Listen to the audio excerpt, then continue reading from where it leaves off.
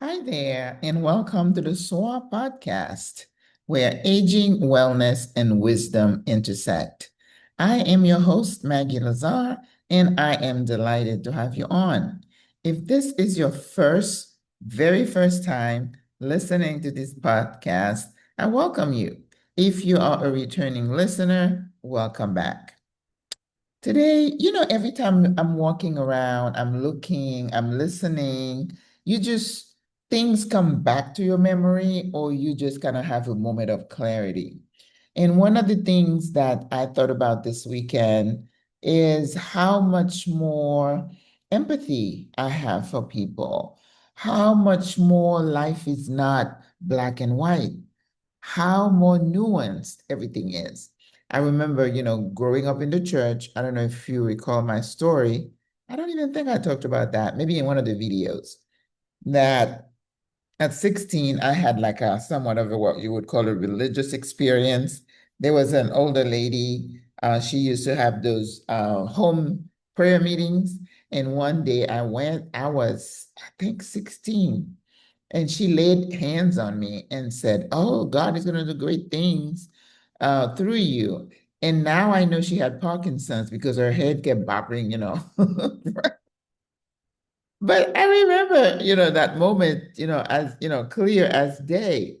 But when you get caught up in that religious church environment and you young, impressionable, and they just, I mean, not that I am, rebelling or um, what's the word? Dismissing what I learned. I believe that the prayer meeting, the Bible studies, I believe they were really, really helpful to my life as a teen, especially after I was sent abroad alone. I needed an anchor, and I believe those things, those beliefs, those standards kind of kept me sane and on the right track. But one of the things that you learn as you listen to these folks and how everything was rigid, God was this thing. And you learn about, if you stray, there was very little about forgiveness. It was more about you toe the line or else. So in my mind, I used to always think, stealing is wrong, prostitution is wrong, and other things we could say is wrong, which causes that kind of belief causes so much havoc. And it comes across as being so uncaring and downright hateful, right?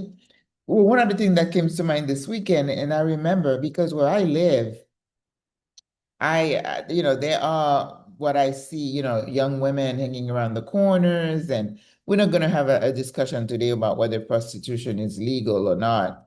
But every time I'm passing through them, I try to make eye contact and smile because I'm thinking, I just can't imagine having to do that kind of work, right? But then I started thinking to myself, but Maggie, can you imagine if you had children, you had to feed your children, you had to pay the rent, you had to put clothes on your back.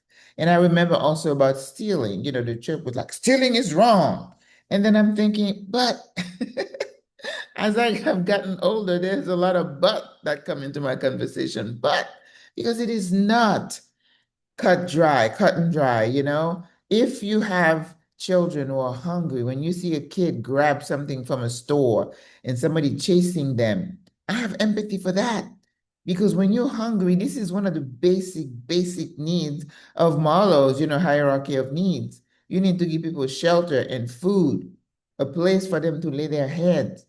So whatever happens, there's always a but in my vocabulary because I have empathy now. And I've always looked at people who doing things that society or I could have deemed wrong or unthinkable. There, by the grace of God, go I. So I say, mind your business. Mind your business. It is not up to me or you to diss somebody or to judge them for their decision because you are not walking in their shoes. And that's what I mean by saying the tagline here, mind your business. Mind your business. You don't know people's situation. When you see a woman who's being abused, staying in a relationship, and you're like, oh, well, she's just weak. She just likes to be. How do you know that? Have you walked in her shoes? And this is what I think wisdom gives us. It is a gift to be able to soften our edges and just be more understanding and more inclusive. And there are also some other topics, and I'm like, live and let live. If you're not bothering me, I don't need to have an opinion.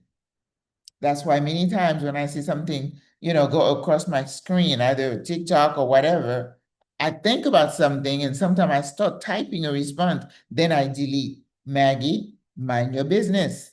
You don't need to engage. You don't need to respond. And I think if we all stayed in our lanes like that, the world will be a much kinder, gentler world. So go out there today, sis, and mind your business. We have a lot to mind on our end. We need to leave people alone. Like Tabitha Brown said, don't get into other people's business. Just stay in your lane. All right.